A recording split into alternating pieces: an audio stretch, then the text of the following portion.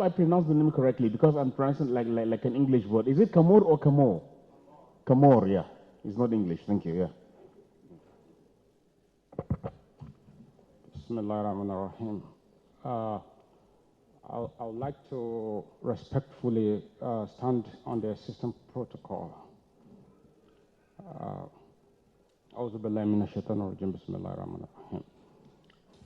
Islam considers family as a blessing and values the sustainability of every marriage. Nikah is the divine institution given by Allah subhanahu wa ta'ala for Muslims to grow as a community, and it forms the basic building block for starting a family. In Surah Al-Rum, God, verse 21, God mentions the reason why He has created us and appointed our spouses so that we might take comfort in them, and has placed between us love and mercy. The expectation is that the bond formed in marriage should be able to stand firm irrespective of any internal and external stress or pressure, especially as Muslims, if we are guided by the examples and instructions of our noble Prophet Muhammad sallallahu alaihi wasallam, who was himself married and raised a family. The same goes with the examples of many of his companions. We know that the 21st century has brought to us excellent inventions, exciting discoveries, and great opportunities. Since 2001, at the start of this century, tremendous changes have happened to technology and society, knowledge and information, culture and politics, population, education, and economics. We have learned better and faster ways of working alone or together, and through social media applications, sharing of user-created content and participating in social networking has improved human communication. We are able to share information, share ideas, progress our careers, and do a lot of wonderful things together. There seems to be no shortage of what we can do in this century and achieve through the transformation we have experienced. However, the century presents unique challenges to all people to different extents. Importantly, the Muslims are caught in the contradictions and complexities of the new age. We live in an age of digital distraction, the age of destructive technologies. It is called the virtual age, an age that lacks any restraint. It is an age of information and knowledge glut, the age of double-edged sword. This age, in its obsession with extreme libertinism and egalitarianism, it strikes at everything divine and spiritual. It questions everything, especially everything scriptural. The Muslim family role in the society is pretty much the same as the role performed by families from other communities, faith communities, and societies across the world.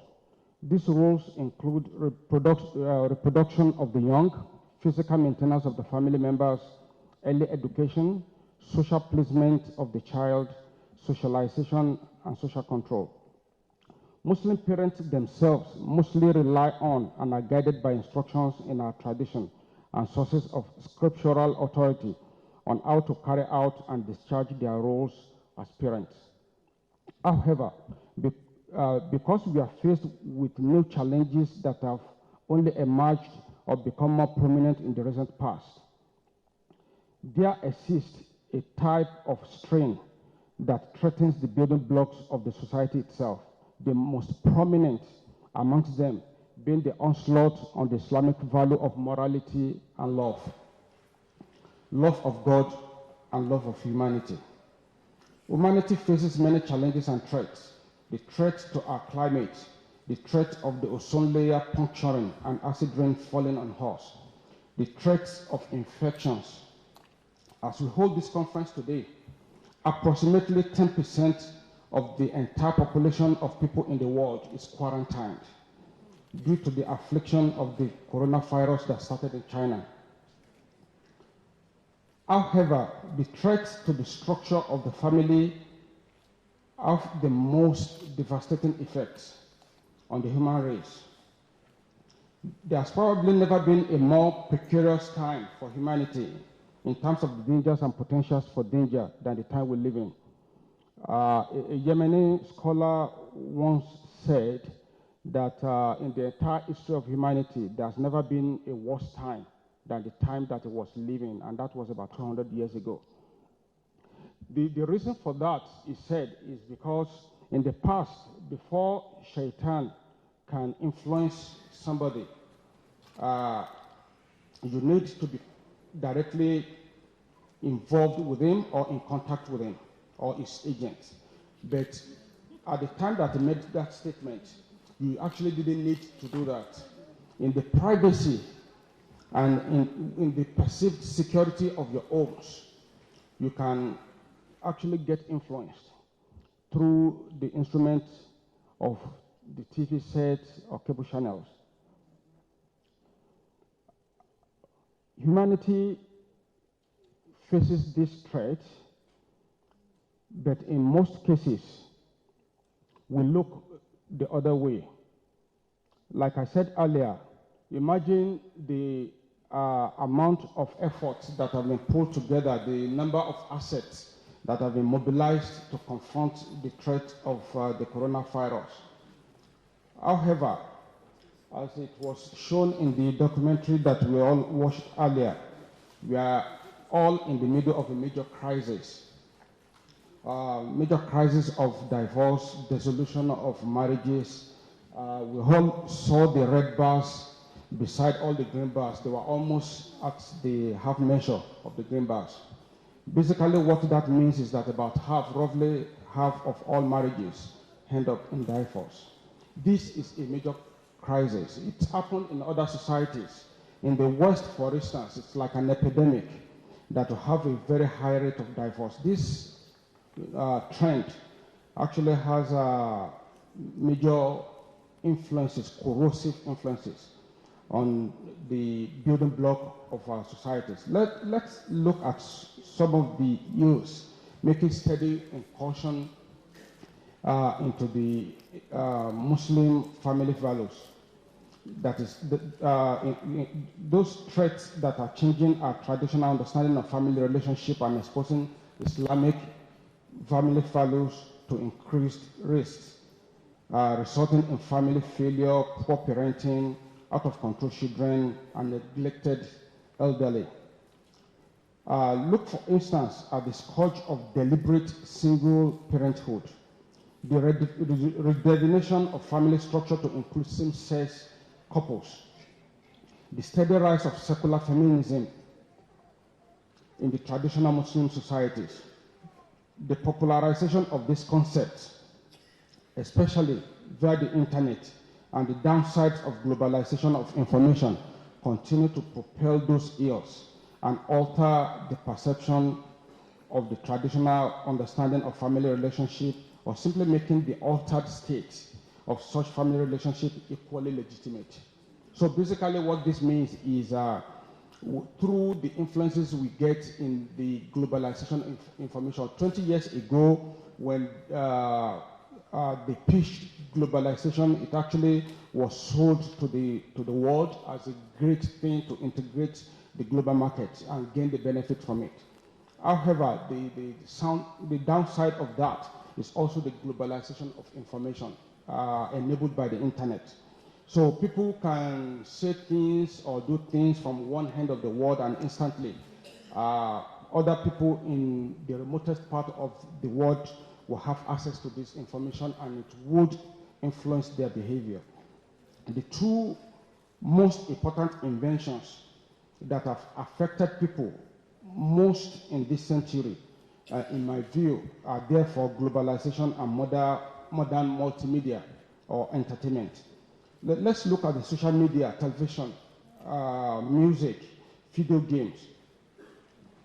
As individuals, families, communities, and societies increasingly become integrated into the new complex globalized systems, our values, traditions, and relationships are changing. Our outlook on life is changing. Our worldview is changing. Our deviations are getting justified. It is much easier to compromise our values, and our realities are getting perverted. We can look at the 1950s, 1960s, 1970s. It's, the reality we find ourselves today is something that came onto us suddenly. It's a gradual process that built on different layers of gradual changes. There are certain things that are very explicit in nature, very sexual in nature, very sadistic in nature, that we have become quite desensitized to today. That in my lifetime, about 30, 40, 50 years ago, if somebody had done, either in lyrics, in musical lyrics, on TV, if somebody had said those type of things, almost the entire community would have felt violated. But we just hear those type of things now, and we just move on, because we are becoming accustomed to those type of things. And those things, subconsciously, we are taking them in, they are impacting us, they are affecting the way we relate amongst families. It's affecting the young as well as the old. While it is very important for us to admit and take advantage of the great opportunities offered by, to humanity by the great achievements of this civilization, it is equally important for us to recognize the many threats to the moral and spiritual progress of man. To fully understand the onslaught on Muslim family values in the century we live in, we need to explore and understand the effects and impact of the new challenges we face on our moral and spiritual progress. God says in the Quran, Ya ayyuhalladhina amanu, la tatbi'u khutuwati shaitan. Do not follow it. God did not say, I mean, when people do terrible things, I think the group delusion we have as human beings is that we tend to believe that people do immoral or terrible things by waking up on a particular day and making up their mind they want to commit those things. It's actually a very long process. I'll give you an example. George Bernard Shaw, the Irish poet and playwright, was said to meet a woman once and said to her, I'll take you to my hotel room and give you £1 million. And she said, yeah, I'll go with you. And then he said, I'll give you £20. Then she slapped him. And he said, why did you slap me? Then George said to her, what is wrong with what I said? He said, well, do you know the type of woman I am? And to that, Bernard Shaw said, we've already determined that.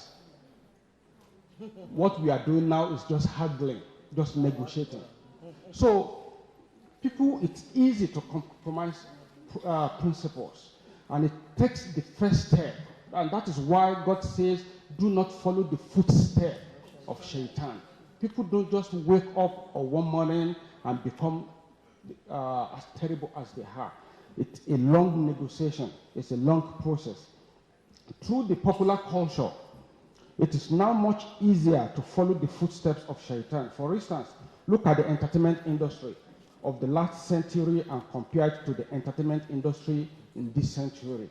You would see a wide gap in the differences. Now, by the time the average child in the US, I don't have the statistics for Nigeria, in the US, by the time an average child in the US becomes 18 years old, it would have witnessed 200,000 acts of violence and 16,000 murders. And you can imagine what that does to the psyche. So people are being exposed to scenes, to sounds, and to images that are actually having impact on their very being. So our access to handheld devices, the internet, are actually impacting our child rearing and parental abilities. While preparing for this presentation, very quickly, while presenting for this, I just didn't want to rely on research reports and information from books. I actually spoke to my friends and to their kids and asked and administer questionnaire as well to collect information. To parents, these are some of the, very quickly, these are some of the challenges they say they face in this century. They lack time to bond and impact values on their kids. Parental success is not allowing opportunity to exchange values of hard work with the kids. Children say that Western ideas of success is creating an overwhelming identity crisis for them. Problems dealing with global culture, some of the stuff I've spoken about earlier, the influence of the media, modern ideological movement, feminism, LGBT, it is a sense of entitlement due to parents' material success. And lastly, highly protective upbringing, lack of social skills, and little or no impactful life lessons. May Allah grant us the benefit to gain optimally from this engagement, and it is a wonderful opportunity for me to have the blessing and the honor to share the podium with the other speakers.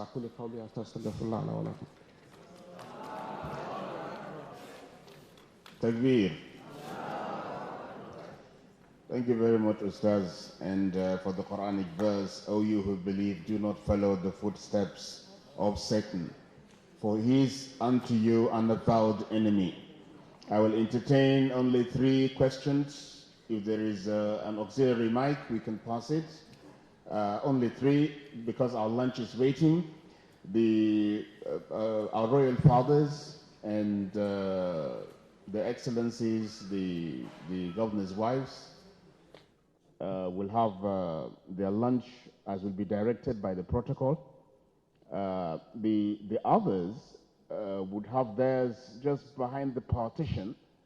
The lunch is there, and inshallah, we shall be there.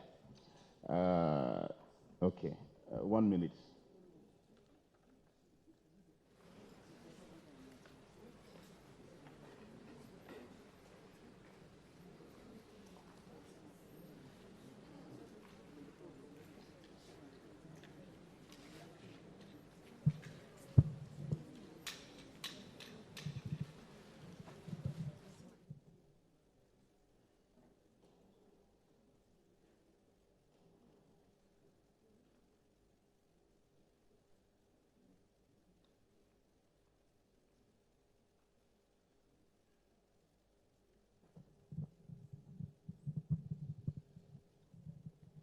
His Eminence the Sultan said we should rest assured that all papers presented here today, as we have registered and our phone numbers are there and email addresses, all the papers will be sent to us, soft copies, and I think maybe photocopies will be made for some of the papers.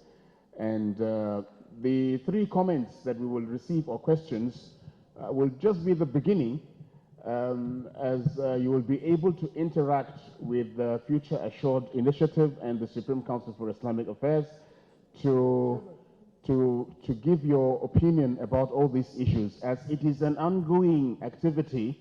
The clock has started ticking from now until we return to the same venue next year for assessment of what we have all presented and the suggestions that we have made. Yes. Any mic, please? You do not have, is no wireless? I can see.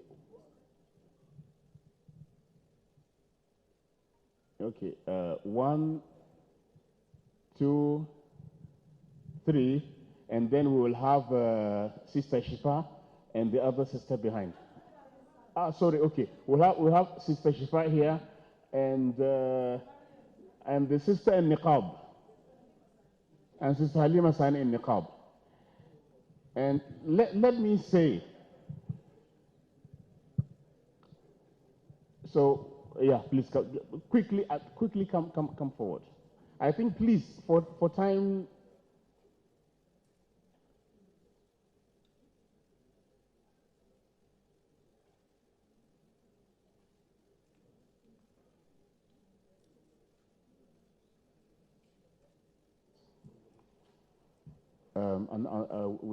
a new edict, question and answers, not possible now. We would once you have an insecticide, the mosquito will have to. Dr. Bashir Ali Umar will speak on Quran and Sunnah, stipulations on the role of parents, religious and community leaders, and government officials on mitigating marital crises and family life challenges. Dr. Aliyu, Dr. Bashir, sorry. Dr. Bashir Ali Umar.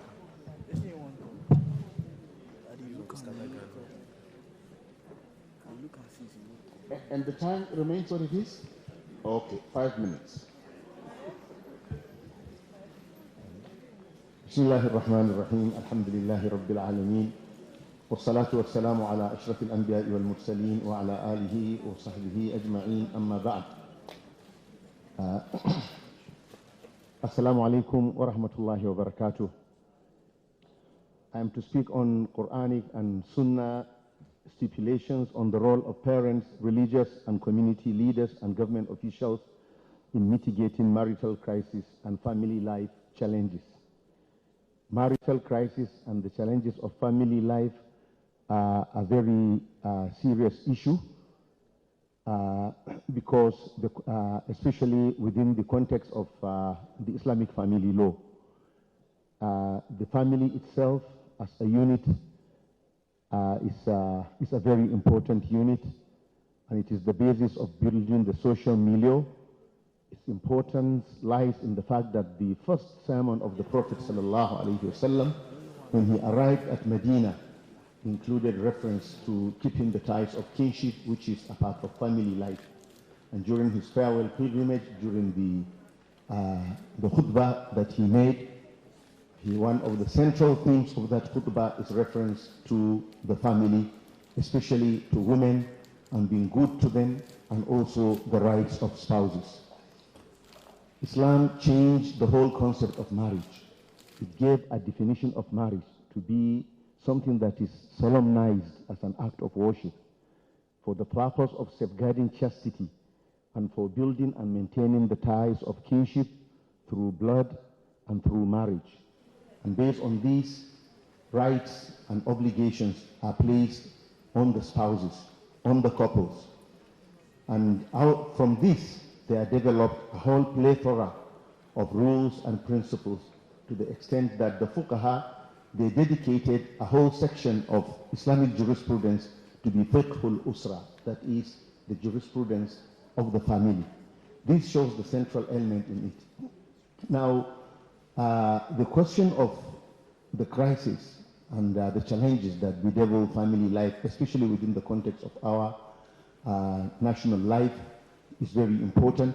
And if we identify some of the causes, we would be able to see what should be the role of parents, and what should be the role of community and religious leaders, and what should be the role of government officials in mitigating these crises and in facing these challenges. One of the most important causes of crisis in the family and in marriage is ignorance. We enter into marriage with ignorance, and that is why the initiative of premarital counseling is very, very important. But it should not just stop at the spouses. The parents are an important party that should be counseled, because many of the family disputes that arise is because of the wrong roles of parents when they are acting in the role of in-laws.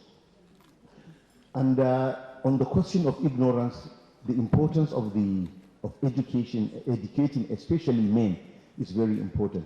We've had a phenomenon in this country whereby women, whereby several Islamic organizations, they paid a lot of attention in establishing women's schools. And you find a situation where women are more educated over affairs of the deen than their husbands. And this has been a cause of serious dispute. Therefore, the men should be equally given that kind of knowledge. And we are actually abandoning a lot of opportunity. How many of us, when they are faced with the question of marriage, have read the book of like Professor Ibrahim Ahmad Aliyu on marriage life, or Professor Arsalan on marriage life, or even the earlier books like the translation of Risala in English, the translation of Al-Muwatta. All of these are compendia of marriage life according to the principles of the Sharia. Another thing is the question of forced marriage. We have to realize that jurisprudence is dynamic, especially Islamic jurisprudence. It changes with time, it changes with place, it changes with situations. In the books of fiqh, we are told about the right of parents to marry off their daughters without their consent, even if the daughters, as long as they have not been married before, even if they have reached the age of menopause, that it is the right of the father. This is written in the books, but we know that the situation has changed. This cannot apply in a situation like this, especially when we have texts from the hadith of the Prophet ﷺ that says that the woman who is to be married, her father is to seek her consent. وَالْبِكْرُ يَسْتَأْمِرُهَا أَبُوهَا. This is very, very important, as we are seeing now the proliferation of suicides, the proliferation of wives killing their husbands because they have been forced into marriage, and also going into waywardness. The inability to enforce the responsibilities of parenting is also an issue of creating, of having marital crisis, most especially among the fathers, because fathers, they abandon their children. You find somebody who is married, he has children, and the children, they are sleeping in the sorrow, in the outer quarters of neighbors. He doesn't know where they are. He doesn't, and including even girls. Now, this kind of inability is something that cannot be tolerated, and the role of parents here is very, very important. Abdullah ibn Amr ibn As, when he married his wife, his father, he came and he saw the wife. She was disheveled. She had not presented herself the way that newly married wives do. And he said, "What is wrong with you?" He said, "My husband, he doesn't have time for me." And immediately he went and reported to the Prophet ﷺ, and the Prophet intervened. He said, "Your family has a right over you, your guest has a right over you, your children have a right over you, so give everyone his due right." Now, education and also living up to the responsibility of parenting is what will make somebody do that. Also, the lack of social safety nets, which has been referenced by the Emir of Kano, because poverty is not a virtue. Poverty, even though in Islam there is goodness in doing without this world, but it does not say that poverty is a virtue. We are taught to seek Allah's refuge from poverty. This has been the cause of having so many social problems. And these social safety nets are important, especially for women, because Islam has clearly shown that women, when they own their property, they can help their husbands. The wife of Abdullah ibn Mas'ud, Zainab, she came to the Prophet ﷺ and she asked for permission, and he was told it was Zainab. He said, "Who among the Zainabs?" They said, "The wife of Ibn Mas'ud." And she asked him, she said, my husband has little income, and I have so much wealth. Is he entitled for me to give him part of the zakat? He said, "That is double reward. The reward of giving zakat and the reward of also maintaining the ties of kinship." So women do own. And Furai'a bint Malik, she was a companion of the Prophet ﷺ. When her husband died, she had an orchard, and she went out to pluck the fruits of her orchard, and there was objection to her. And she went and reported to the Prophet ﷺ, and he told her, "Go and take care of your wealth. Her wealth is her wealth, but your wealth as a husband is the wealth of both of you, because she has a right over it, but you don't have a right over her wealth." Now, this is one thing which we should put in our minds in creating the social safety nets that we want. Also, we have the role of politicians. The role of politicians has been very destructive in promoting crisis in the family through recruitment into political thuggery. This has to be resisted, because we should not just look at the immediate benefit and reject the long distance benefit. And finally, we need to come up with a framework, with an institutionalization of an ADR mechanism, a way which has been referenced by Professor Tabi'u. This is absent, while in the Quran it has clearly stated, فَإِنْ خِفْتُمْ شِقَاقَ بَيْنِهِمَا فَبَعَثُوا حَكَمًا مِنْ أَهْلِهِ وَحَكَمًا مِنْ أَهْلِهَا إِنْ يُرِيدَا إِصْلَاحًا يُوَفِّقِ اللَّهُ بَيْنَهُمَا. In some states that had the Hizbah, they established Zawr and Sulhu, and these were quite instrumental in solving a lot of marital disputes. Even now, the states that have got Hizbah, they are doing fairly well in reducing the number of cases that are referred for adjudication to the courts. At the level of the Hizbah, they do a lot of ADR. Now we need to institutionalize the method of al-hakaman, how they are done. Allah just gave us the broad grid lines, and we are supposed to adopt it based on our situation and based on our specificities and peculiarities. Wallahu ta'ala a'lam, wa sallallahu wa sallam wa baraka ala abdihi wa rasulihi nabiyyina Muhammad. Takbir. Takbir. It is painful to interrupt but you know, time is at premium, and we really have to stop people and say it is time. Let me just translate the last verse that I did not allow him to translate, speaking about discord and how to bring reconciliation to the family. If you fear any disagreement or discord, then send an arbiter from her family and an arbiter from his family. If both of them desire reconciliation, Allah would bring together their hearts. Now the next is the imperative of formulation or formulating Sharia-based social policies and legal interpretations or instruments that should be on personal matters, marriage, divorce, inheritance, etc. for Muslims in southwestern Nigeria. Imam Abdurrahman Ahmad. Ah, beautiful. Takbir.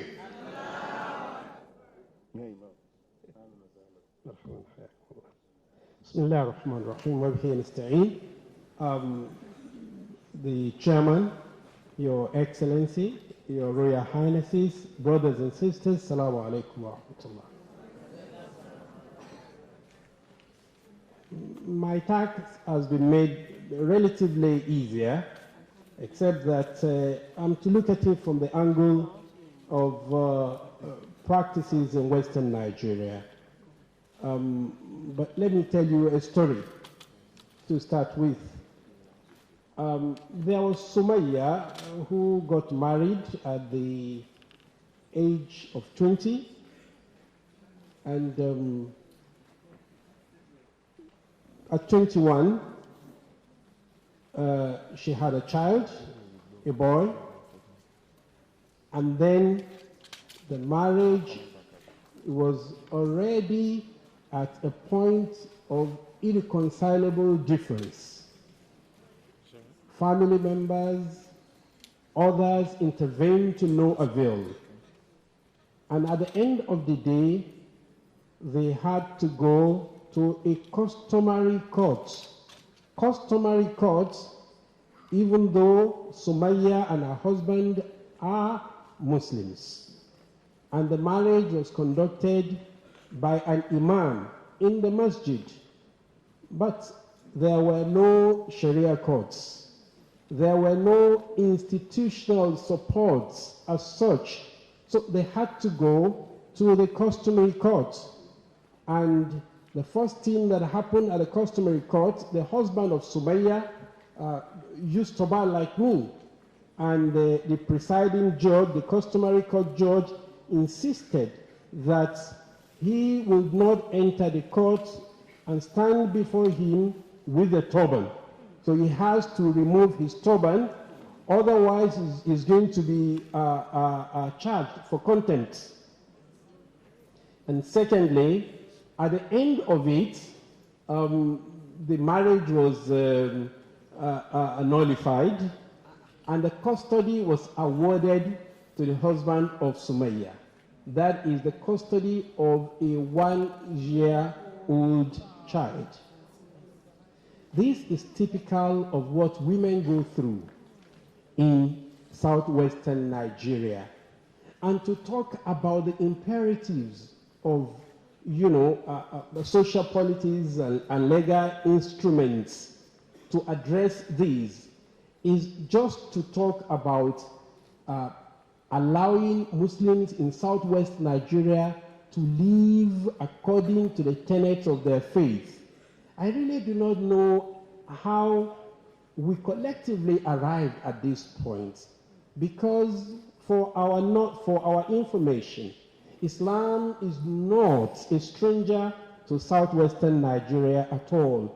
By the late 17th century, Islam had been firmly established in many towns in western Nigeria. And as early as the early 18th century, in the town of Ede in Osun State, not only was Sharia firmly established, but records of local government administrations were kept in Arabic, and this is still in the archives till tomorrow. So how did Western Nigeria get to the point where a marriage that was conducted in the masjid will only be nullified legally by a customary court? Now, but this is the situation. It is not only in terms of marriage, it's also in terms of divorce. It also extends to inheritance, custody of children, and maintenance. And this does not augur well for Muslims, not only in southwest Nigeria, but in the whole of this country, because it is an important part of Islam. And therefore, because I don't have insecticide, I will just go to what I think we should do. Straightforward. I think this is a challenge to especially the ulama in southwestern Nigeria. And the responsibility is first embark on massive sensitization. Massive sensitization, because today, even Muslims may not know. And because they do not know, they may not be willing. Anything that has to do with Sharia, even if you talk about Islamic personal law, it is a way of breaching the secularity of Nigeria. Even Islam itself, to some people, is an affront on the secular nature of Nigeria. When we talk of Islam, they will say, no, Nigeria is a secular state. But what is secularity? What is secularism? I think those who are talking about secular states in terms of Nigeria have not read their books well, because there is a fundamental difference between secularity as a deliberate state policy and secularism as an ideology. Secularity as a state policy is what Nigeria has adopted, and this means creating a level playing field for all religions. It is not plus devil minus God. It is not hate. It is not against religion. It is not oppression by another name. It is to allow everyone. فَلْيَحْكُمْ عَلَى الْإِنْجِيلِ بِمَا أَنزَلَ اللَّهُ فِيهِ وَمَنْ لَمْ يَحْكُمْ بِمَا أَنزَلَ اللَّهُ فَأُولَٰئِكَ هُمُ الظَّالِمُونَ. Let everyone judge by that which Allah has revealed, including the people of the book. Whoever does not judge by that which Allah has revealed, he is an oppressor.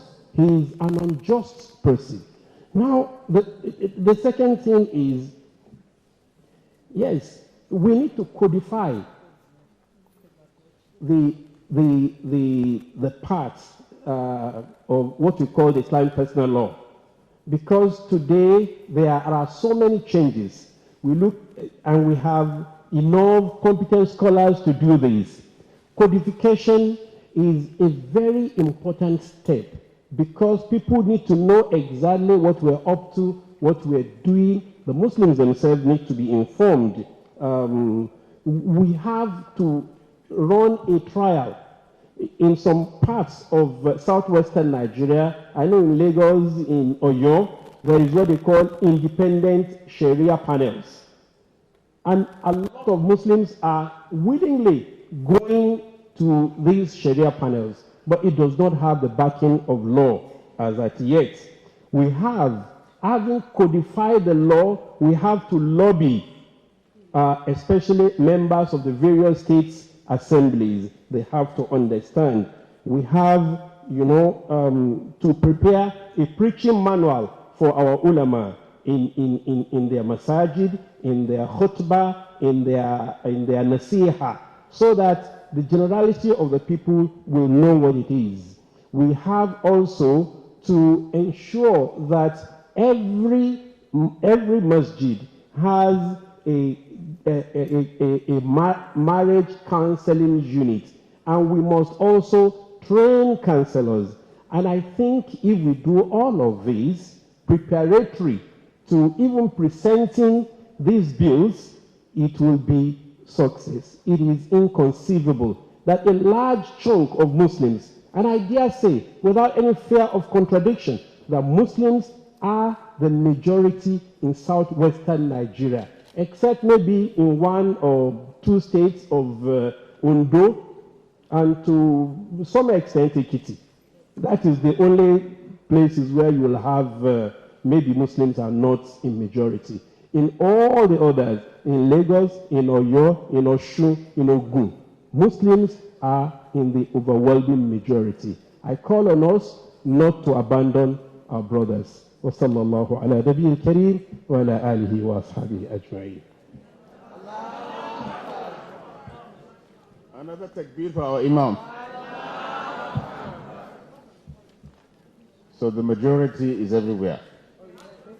And that secularity is not that we are godless or irreligious, but that we are multi-religious, everybody having the right to practice their creed. The next, and I think that is where we will stop for prayers and lunch with His Eminence's assent, family economics, strategy for poverty alleviation, for the stability and sustainability of Muslim families. Professor Suleiman Abdullahi Karwai.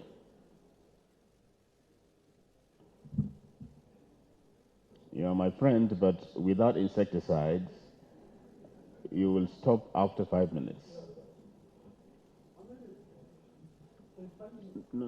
Don't let us alone share. Okay, thank you.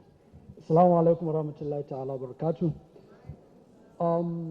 My presentation is divided into three according to the paper that was given to me. There's family economics, there's strategy for poverty alleviation, and then the final one is sustainability of the Muslim family. I would like to start with this short story. There was a time Central Bank of Nigeria invited us as consultants to train their directors that we are going to retire. So after presenting my paper, one of the directors called me, said, "Doctor," I said, "Yes." He said, "You know that CBN is not doing a favor to us." I said, "Why?" He said, "Because they should have taught us this when we joined CBN." Because he said we made a lot of blunders with our money because we didn't know this financial literacy. So the issue here is somebody who has been in the central bank for 20 years, the highest bank in Nigeria. But because he likes what is called personal financial management, he committed a lot of blunders with his money. So the very unfortunate thing is that here in most of our universities, there are two courses that are very fundamental to human beings. very, very important, but we don't teach them from kindergarten to university level. One of them is personal financial management. If you don't know how to manage your own money, you cannot manage the money of others, which is maybe in millions or hundreds of millions. And then the second most important one is the family financial management. So, to begin with, family economics has to do with a very wide area of economic activities. So that's why I now contracted it down to family financial management. As you can see the structure, we have the introduction, simple economic activities, family financial management strategy for poverty alleviation, stability of the Muslim family, then the conclusion. Now quickly, family financial management has to do with how a family budgets, spends,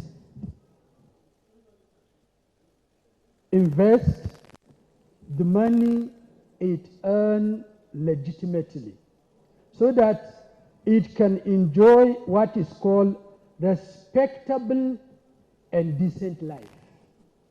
These are the two important things. As a family, you have to lead what is called a respectable life, which is virtually absent in maybe 90% of the people in this part of the country. Respectable life means a life that you lead without going to other people cap in hand, begging them to help you do what is your responsibility. And that, I think that's the point the Sergeant Kano was making.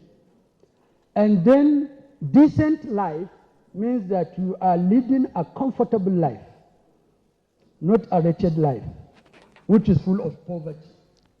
This is what is meant by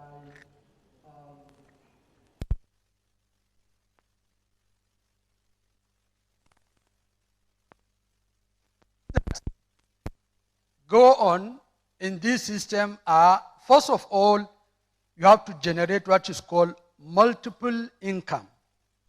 Because our problem is we have single income.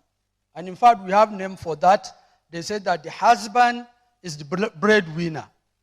So you see, you can't pull all your resources into a basket. What if that basket falls down? Then it means everything goes. So that's why in a family there must be what is called now stream of income. The husband must bring something to the table. The wife also should bring something to the table, and then the children. Everybody. If you have your child is in the university, during the long vacation, you should have something for him to do, so that you know how money is earned and then how it is spent. Alhamdulillah, Dr. Bashir has told us some of the wives of the Sahaba of the Prophet sallallahu alaihi wasallam, they had their own businesses, and the Prophet sallallahu alaihi wasallam did not say, no, don't do business because you are a woman. No, it helps. In fact, it is said that substantial part of the money of Khadija radiallahu anha was what the Prophet sallallahu alaihi wasallam used when he was in Gar Hira. So family business is very important. And in the contemporary world, for our information, Ford Automobile Company that manufacture Ford vehicles, it was a family business. Now it's the second largest organization in the world.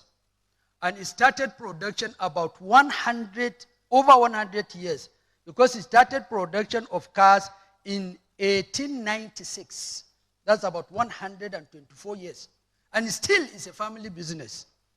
And then when you go to these advanced countries, we find out that most of the businesses, they had their own genesis from family business. So now you have these legitimate streams of income. Then the second thing is, how do you spend this money? Because in the expenditure, that is where we have a lot of problems. one of the major things is that the cardinal principle is that you don't spend more than what you earn. If you do that, then there will be crisis in the family. So you always spend less than what you earn so that you can save part of the income. That is savings. And in Islamic finance, the income you are generating must fulfill two things. Number one, it must be legitimate. Legitimate in the sense that it must not harm any other person. The income you are generating should not cause harm to any other person. And secondly, it should be legal. That's within the framework of the law that governs the place you are living. The savings also, you should not save in an organization that exploits others to make money, or that engages in a business that finances organizations that provide guns to kill innocent human beings. That you cannot save your money in that. Then when you save as a family, there are two ways of saving. There's what you call family funds or family mutual funds. I know some people that have this. This is a situation whereby a family, because we have extended family, not nuclear family, now pool their resources together. What they normally do is they take care of the education of any person that is less privileged within that family. I know many families that do that, and then they have a lot of the kids of the less privileged within the family.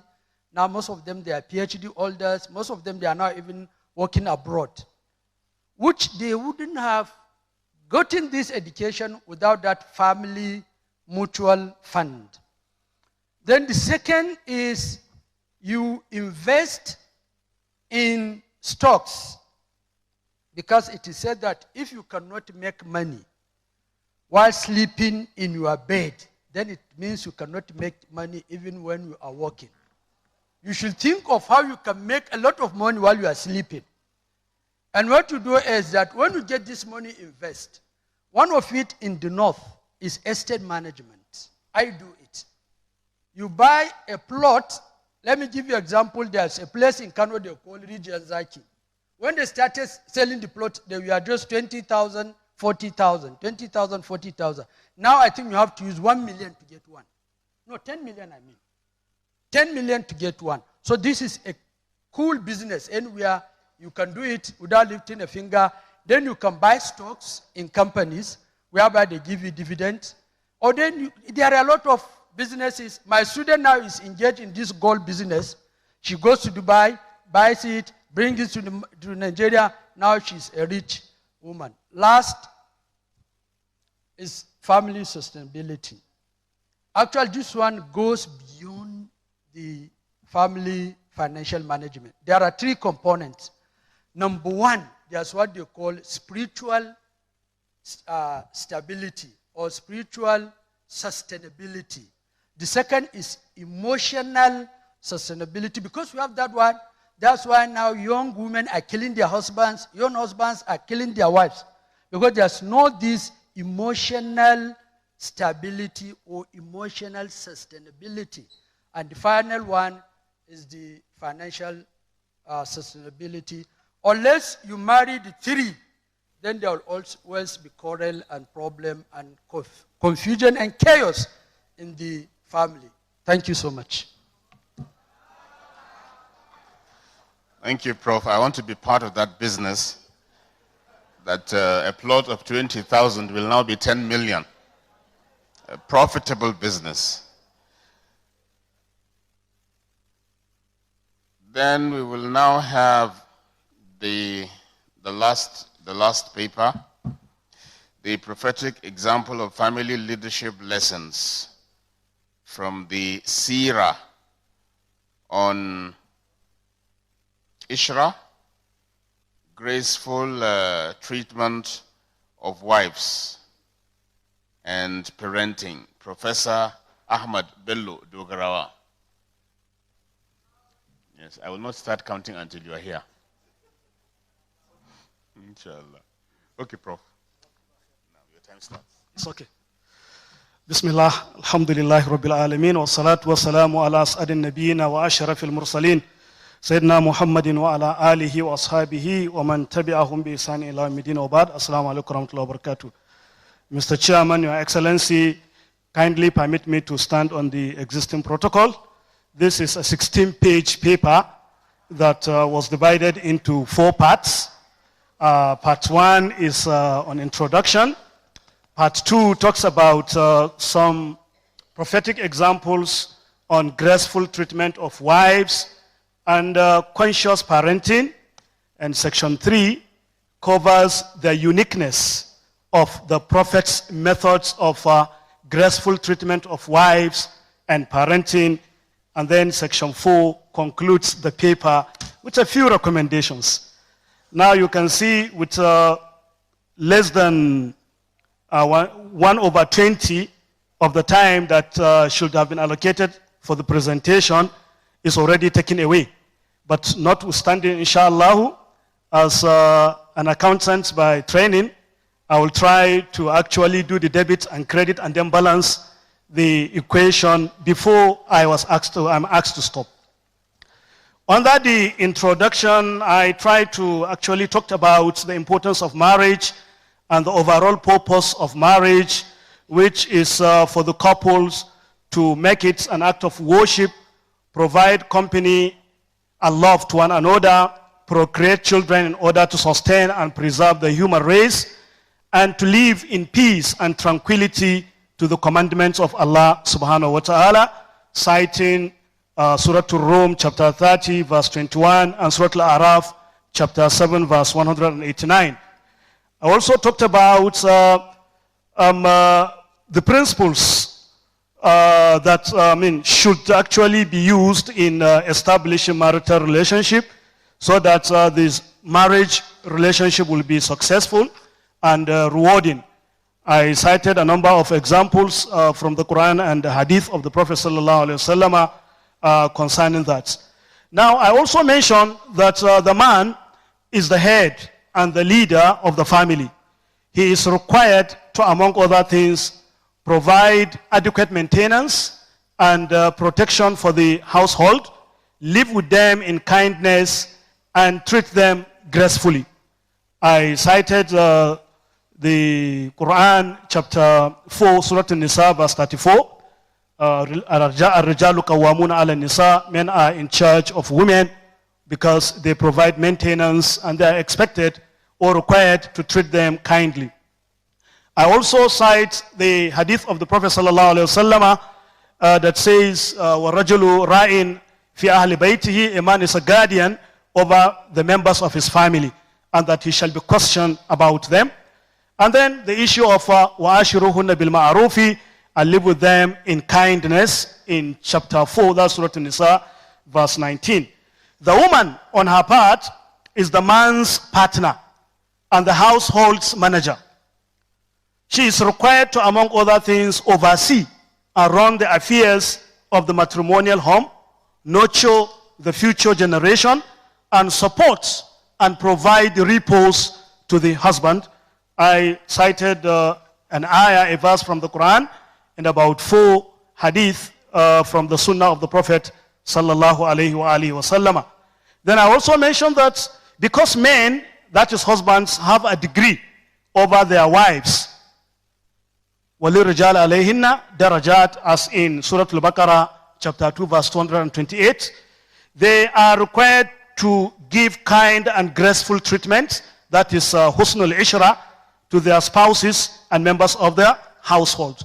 Now the Prophet ﷺ, as a role model, has actually provided a lot of examples for us in practical terms, not just theory, but in practical terms of how the leader of the family, the head of the family, should treat gracefully his wives and also strive to give conscious and responsible parenting to the children. And that was the end of the introduction. Now on examples, I mentioned that the Prophet ﷺ was sent as a mercy to the entire world, as in Surah Al-Anbiya chapter 21 verse 107, to call to the worship of Allah and explain the message to serve as the source of spiritual, moral, and social guidance and a role model for the believers. His guidance, which is contained in the Sunnah, cuts across every aspect of life, including marital relationship. So the Prophet ﷺ was the best head and leader of family. He personified the roles of a perfect husband and a responsible father. We cited some examples where the Prophet ﷺ said, خَيْرُكُمْ لِأَهْلِهِ وَأَنَا خَيْرُكُمْ لِأَهْلِي. That the best of you is the one who is best to his wife, and I am the best of you to my wives. So we gave some examples, and these examples are classified into 7. Number 1, kind treatment. 2, affection, jovialness, friendship, and companionship. 3, playful and entertaining. 4, consultation. 5, provision of maintenance. 6, helping his wives in the house duties and depending on himself to relieve them in many cases. 7, understanding their nature in terms of their psychology and their jealousy, as well as their feelings as women. All these are explained in the paper with some examples from different ahadith of the Prophet sallallahu alaihi wasallam. Now on parenting, I mentioned that children are a gift from Allah subhanahu wa ta'ala. يَهَبُ لِمَنْ يَشَاءُ إِنَاثًا وَيَهَبُ لِمَنْ يَشَاءُ ذُكُورًا. That's in Surah Shura, chapter 42, verse 49 to 50.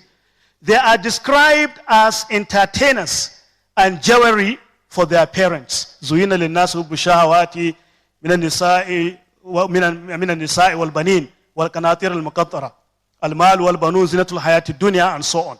As in Surah Al-Kahf, chapter 18, verse 46, and in Surah Al Imran also. And constitutes an afterlife investment. Children are an afterlife investment if well reared and well brought up. At the same time, children are a mandate. They are a responsibility. Ya ayyuhalladhina amanu qu anfusakum wa ahlikum nara. Or you will believe, or you who believe, protect yourselves and your family from a fire. In Surah Al-Tahrim, chapter 66, verse 6, and a test for both parents. Children are a test.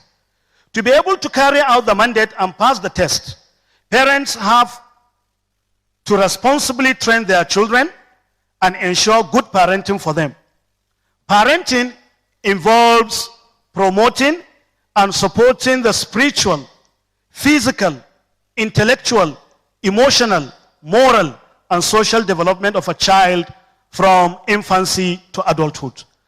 As a father, the Prophet ﷺ has demonstrated that the best way to give children good parenting is through specific planned manners of upbringing and interventions that is full of love, caring, kindness, gentleness, leniency, and assertiveness.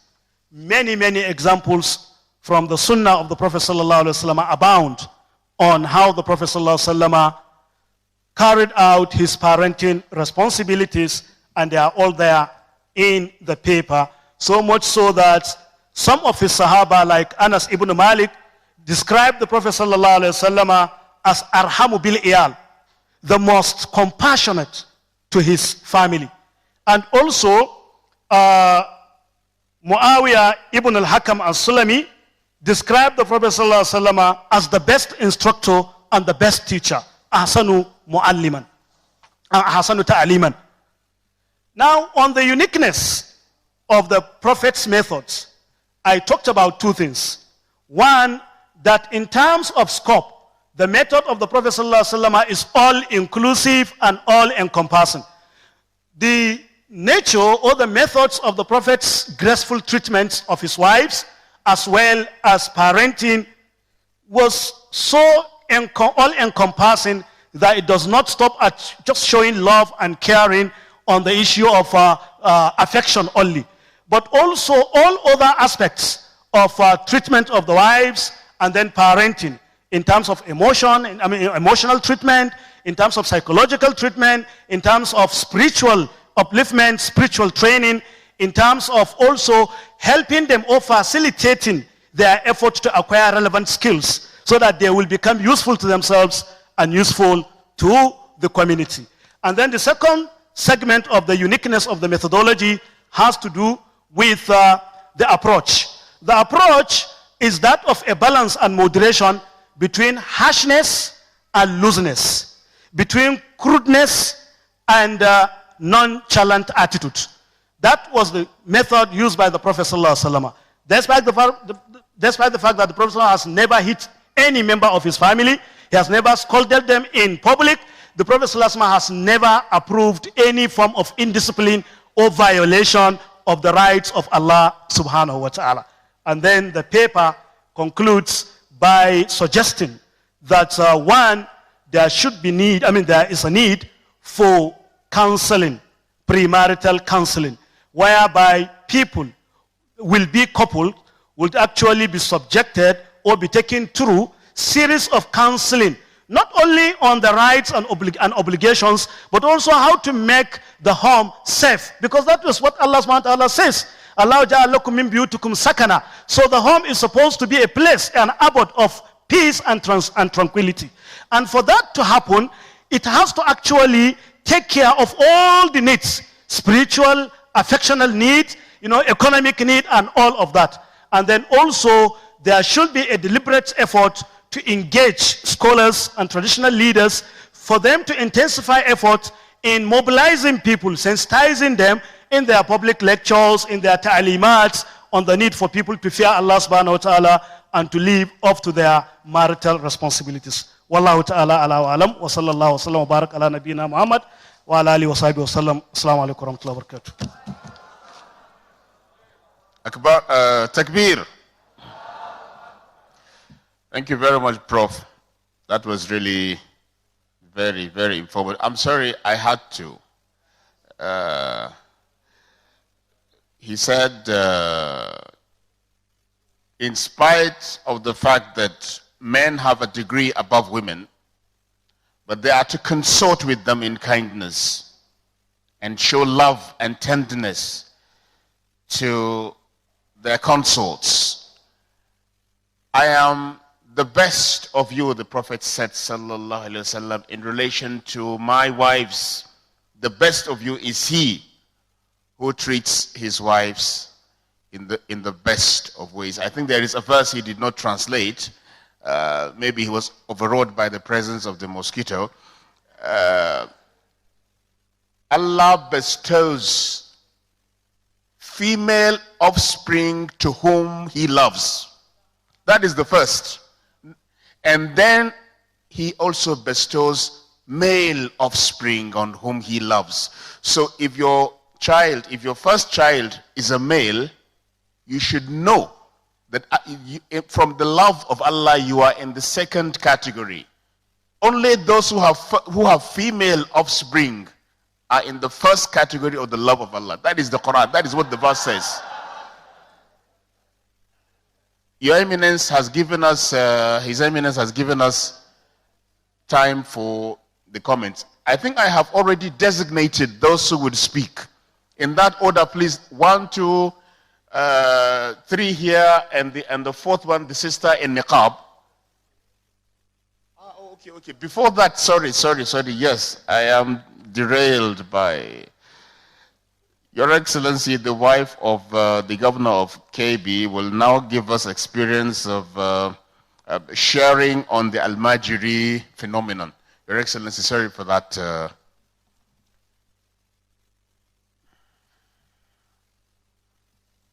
Yes.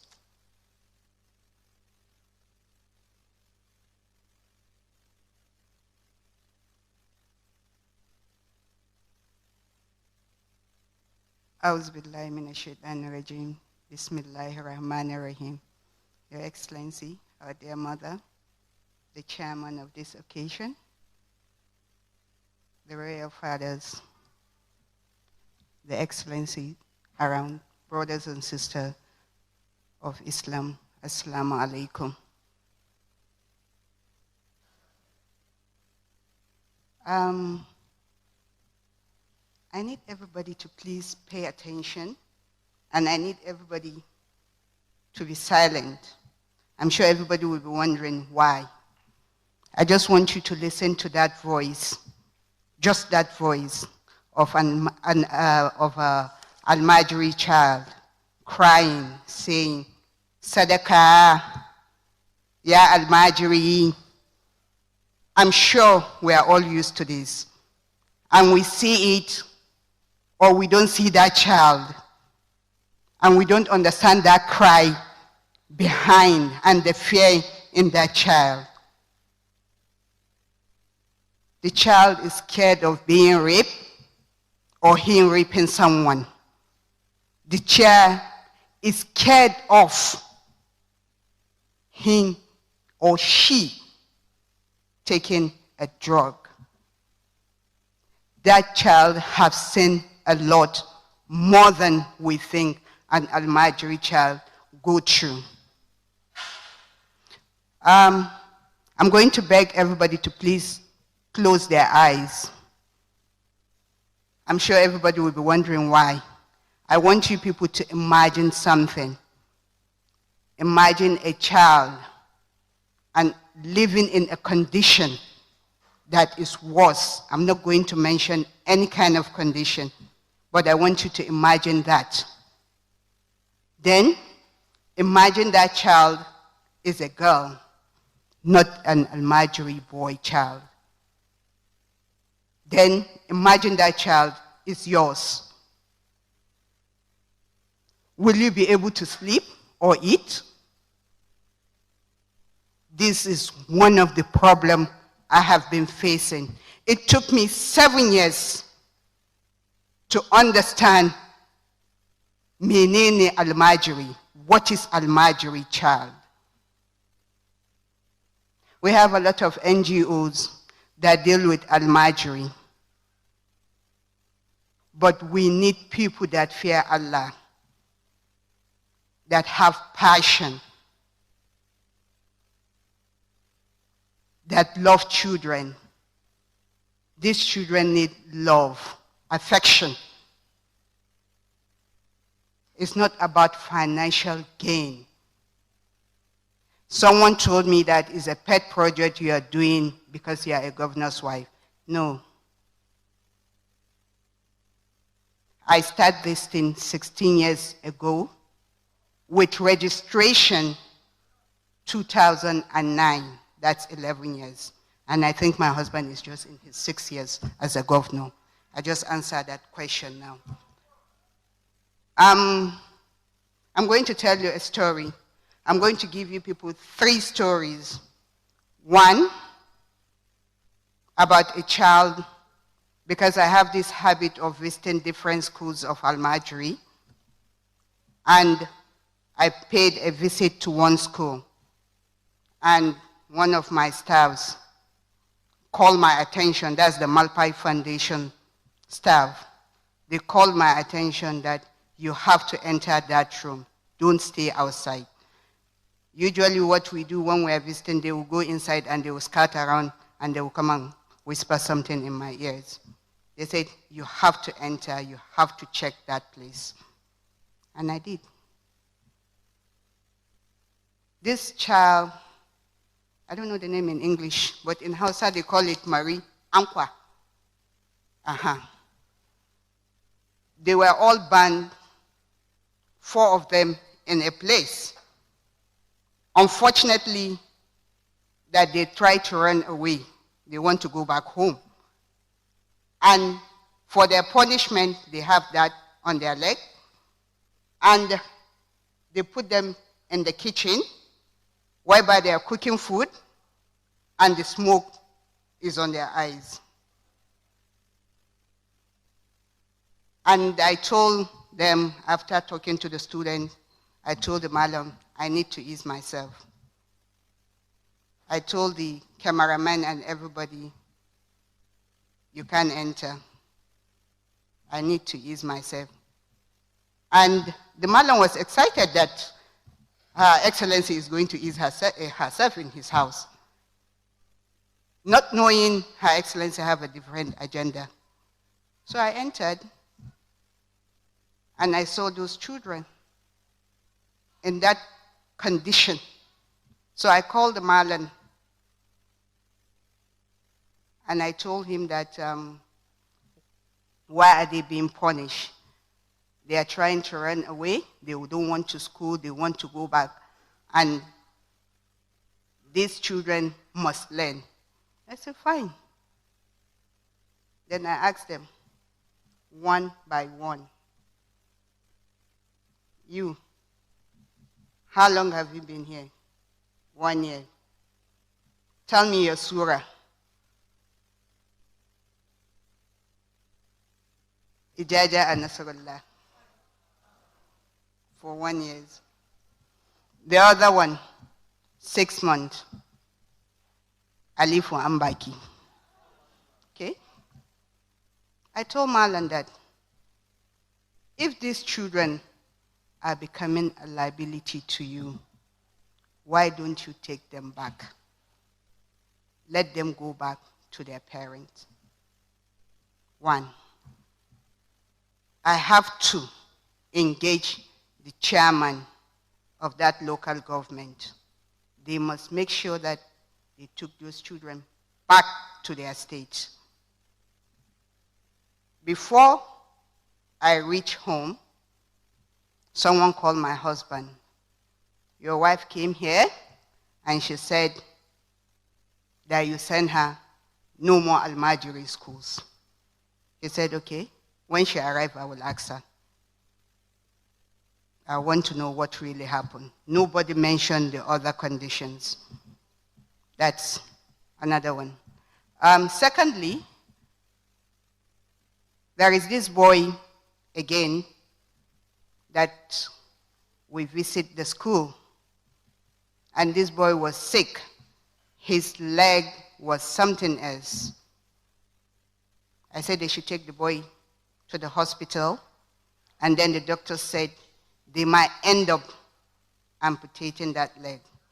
Then I said, I don't have that permission. I need them to locate the father before we could do anything.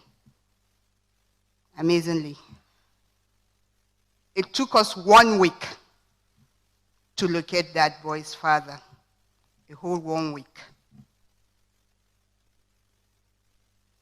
The first thing the father said to the boy immediately he arrived was, Sakaran banza, na turo ka kai karatu, kana neman ka zama musaki. I will translate that one. He sent him to come and seek for knowledge, and the boy wanted to become a handicap. And I was standing there. Then I asked the father, the kai da dan wani ne Sakare? Between you and the boy, who is a fool? The annoying part is this boy have been schooling for 2 years without seeing his parents. That's why I asked the father, who is the Sakaran Banza between the two of you? That's another one. Then I'm going to talk about something that will make everybody laugh now. I met this boy and begging on the street. And I said to this boy, oh, you're so cute. I want you to go to school. He said, Haji Adama in Nigeria. Haji, I'm waiting for you. And I was like, to. And he was like, I want to go to school, but if you will pay me. To. And I asked him, how much? He said, 500 naira a day. I was like, wow. You're too expensive for me. And then he said something. He said, I need that money because my father is late. I am the man of the house. I have to provide for my mother and my sibling. And this boy is just 6 years old. And I was like, okay, you go to school, you and your siblings, and I'll provide your mother with food. And he said, no, you still have to pay me. I was like, okay, how much?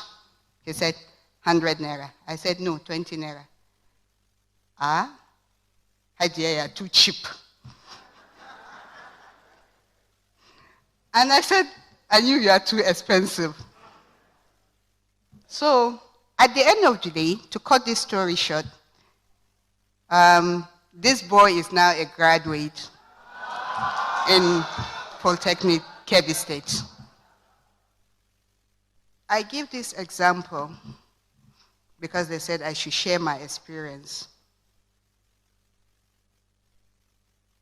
Your Excellency, thank you very much for giving me this podium to express my experience all this while. I've been talking about Almajiri. Some people will laugh at me saying I don't have a focus or direction. I am so glad that everybody now is talking about Almajiri. I am short of words. I am excited just like a small child that is being presented with a candy. To me, this is a candy being presented to me. Because this is something that we all need to look into. This is something that will affect us one way or the other. These children are the future of this country. How do we look at our future countries and leaders if we don't help them? We might decide to say we are going to stop all these schools, but is it the real solution? Is that the solution? We have to think before we act. We have a lot of child rights laws that is not working. It's not working at all. We have to sit down and know or make a better law that will help these children. As much as we are saying poverty, yes, it's poverty, but at the same time, we abuse the culture and the religion entirely. We have to involve these Malans and our royal fathers and our leaders. Thank you very much.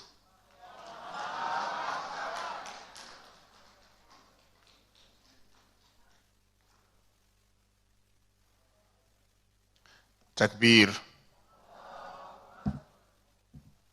Thank you, Excellency.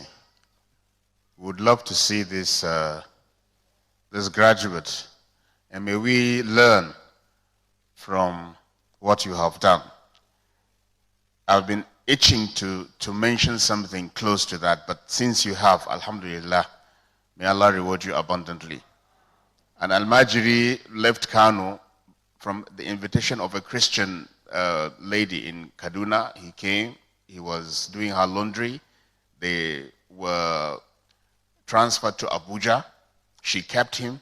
He had a boy that was to start the family chores, the house chores for the woman. A Christian lady, she took him to primary school, to secondary school. At a time, she took him into her own household. He alerted me. I said, don't worry. This child is graduating next year. And she was doing it just to save a child. And the father was Al-Majiri that she took from the streets. The child is now graduating, a Christian lady, and still a Muslim. It was not a plan to steal children and Christianize them elsewhere. No. And she is in Abuja. General A.B. Bagudu Mamman will give the vote of thanks, but I don't know whether we will have the comments and questions that, okay, overruled. General A.B. Bagudu Mamman. And from there, the Imam, State House, will give us the closing prayer. Sheikh Abdul Wahid, if he is around.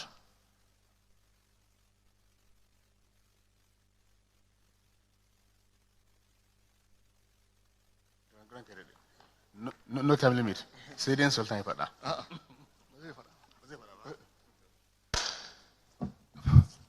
أعوذ بالله السميع العليم من الشيطان الرجيم بسم الله الرحمن الرحيم وصلى الله على نبي الكريم وعلى آله وصحبه ومن تبعهم بإحسان إلى يوم الدين أما بعد إخوة الإيمان السلام عليكم ورحمة الله تعالى وبركاته. Ordinarily, I would have just said thank you to everybody. Disappear. But no, this is an important occasion.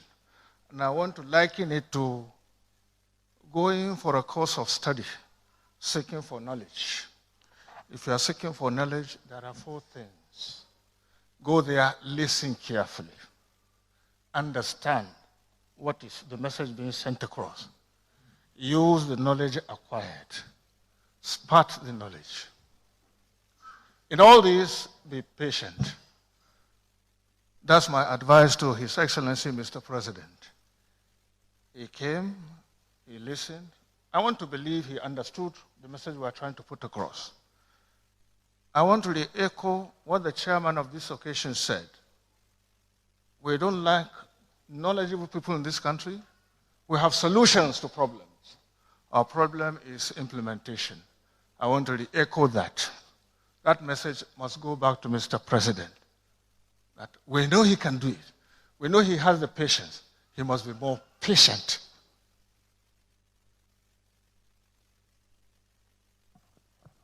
Madam First Lady, forgive me for changing your title small. My word of thank you to you will be to refer you to Surah Al-Rahman, where Allah subhanahu wa ta'ala asked, Hal jazahul ihsan illa al-ihsan. You are a partner to have. We are proud of you. We appreciate you. Don't give up. Success is very much in sight, inshallah. Your royal fathers, I want to thank you on behalf of the 2 organizations responsible for this gathering for sparing your time, leaving your schedule of duties to come and be part of this august visit. Your Excellencies, thank you for leaving state duties to come and listen. Don't just listen, implement. Enough of the talk. Thank God I was not part of the Turanchi speaking group. Our resource persons, I wouldn't have missed your lectures for the whole world. You really did justice to what you were told to come and do. On the day of judgment, you'll be asked, did you do what you were told to go and do? You can proudly tell them you did. I'm a witness to that. Thank you.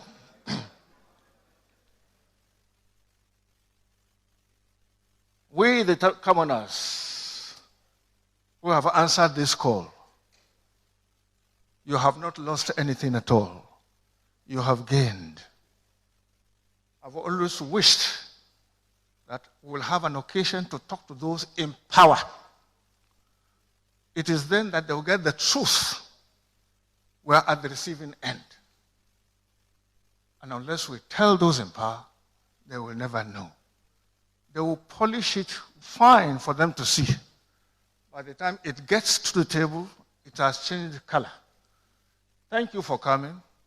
When we do have an occasion for you to come here in 2021, to recall our achievements, I hope you will come again. Subhana rabbika rabbil izzati amma yasifun wa salamun ala mursalin. Alhamdulillah. Assalamu alaikum. Is this yours, sir?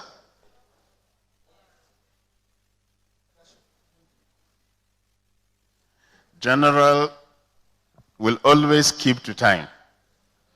if you're not serious about an appointment, do not give one to General, because he will be there right on dot. And now, without any prompting, he said the final word. Jazakumullahu khairan. For the lunch, our mothers would go this way and turn right, and the brothers and fathers would go this way and turn left. Her Excellency, the Excellencies, the Royal Highnesses, His Eminence, would exit from there, and the protocol people would direct as appropriate. Is the Imam State House around? If he is not, Sheikh Abdullah Balalo would give us the closing prayer for this occasion.